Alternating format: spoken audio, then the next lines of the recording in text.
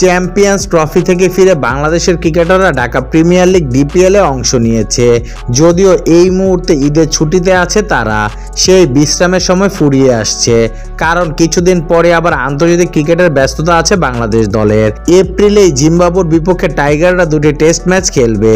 সেই উপলক্ষে আগামী 11 এপ্রিল থেকে শুরু হবে বাংলাদেশ দলের অনুশীলন ক্যাম্প হবে সিলেটের মাটিতে, যেখানে থাকবে জিম্বাবুর বিপক্ষে সিরিজে থাকা ক্রিকেটাররা।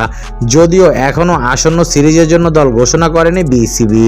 ডিপিএলে 10 এপ্রিল ম্যাচ খেলে জাতীয় দলের ক্রিকেটাররা সিলেটের অনুশীলন ক্যাম্পে যোগ দেবেন। 2 টেস্ট খেলতে আগামী 15 এপ্রিল বাংলাদেশে পা রাখবে জিম্বাবুয়ে ক্রিকেট দল। এরপর 20 এপ্রিল সিলেট আন্তর্জাতিক স্টেডিয়ামে প্রথম টেস্টে মুখোমুখি হবে দুই দল। দ্বিতীয় ও শেষ টেস্ট হবে 28 এপ্রিল চট্টগ্রামের জহুর আহমেদ চৌধুরী স্টেডিয়ামে।